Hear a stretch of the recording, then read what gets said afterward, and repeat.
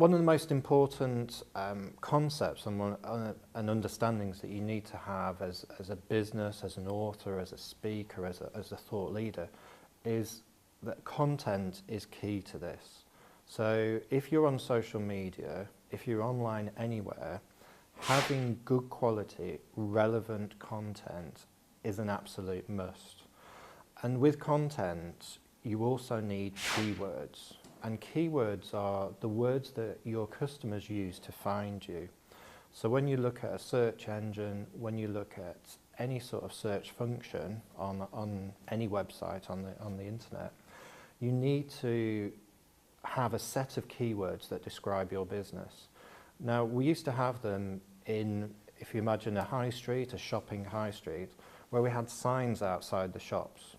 And that is a keyword. So as you walk down the shop, you see greengrocer, butcher, baker, and candlestick maker in the good old days. And so your world needs to have keywords. And those keywords that you'd see on a high street need to be online. And when you're writing any content, if you're writing just a tweet, which is 140 characters, or if you're writing a Facebook update or blog, or if you're writing a book, then having content that's relevant and good quality, but with keywords in, so that people can find your message and understand that if you are talking about this certain topic, they can find you. They find your video because it has the keywords. They find your blog because it has the keywords. They find your Facebook page because it has the keywords. And so keywords really do fundamentally underpin everything that you as a person, as a thought leader, and as a business do online. To find your keywords is probably the question that I get asked the most, is how do I find my keywords? And there's no one single answer. There's a few places where you can find it. The first place I always say is ask your customers. So when your customers are looking for you, what do they type in? What do they actually physically type into Google in the search engines?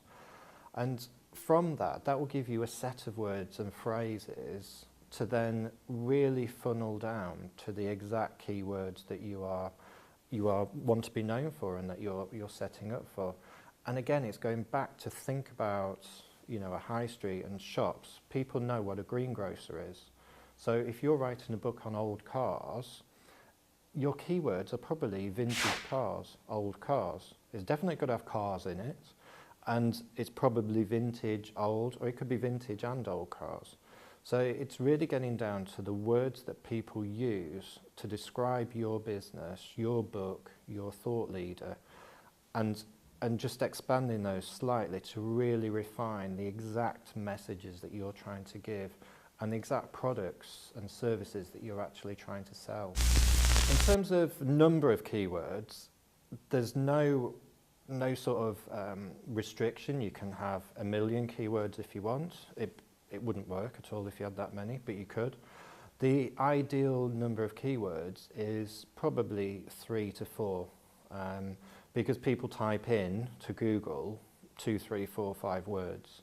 And so you want to be those keywords. So if you run an e-commerce business and you're writing about e-commerce, training, consultancy are probably 3 words that you would want to be known for and talk about, so that everything that you do, everything that you write online should have those keywords in. And also from a very technical website point of view, on your website and on your blog, you need to have these words in the title and in other parts of the website, because Google will look at these words and they'll say, this person is always talking about e-commerce, this person is always talking about the e-revolution. I can see it because it's in the title of his website, it's in every blog that he talks about, and it's on his tweets. And so this person must be an expert and must know about the e-revolution. And so picking your keywords, 2, 3, 4, maximum 4, is really important, and then using those consistently through everything that you write about, talk about, and any videos that you publish online. Not having good keywords will make you invisible, basically. You will not be found if you don't have good keywords and use them consistently, because people will not find you. You will not be on the top 1 or 2 pages of Google search, which is where we normally all start our search, or YouTube, which is very popular now. You won't be on the first couple of pages of those. So your role and your goal should be for your keywords to be the top page or the top 2 pages of Google, of YouTube, of a search engine. And not having good keywords and consistent keywords means that you don't exist. You're not a thought leader.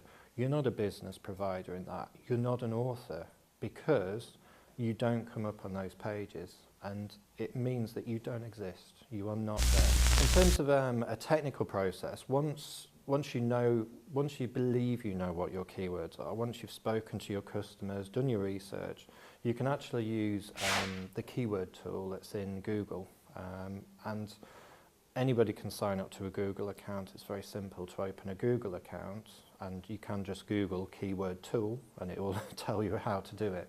And in that tool, part of the sort of program that Google runs is it tells you how many people search for those keywords.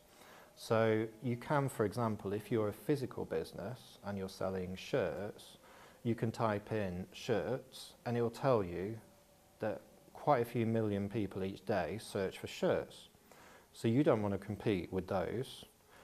You want to compete with a smaller number of words, a smaller number of competitors, and that would be more keywords. So maybe luxury white shirts. And the keyword tool will say, actually, people who search for these also search for these keywords. So it's a process of elimination, of finding your best route. It's a combination of your customer, of what you know is your business, and then using these keyword tools to see what the people on the internet do, what they search, and Google Keywords tool is probably the best place for that.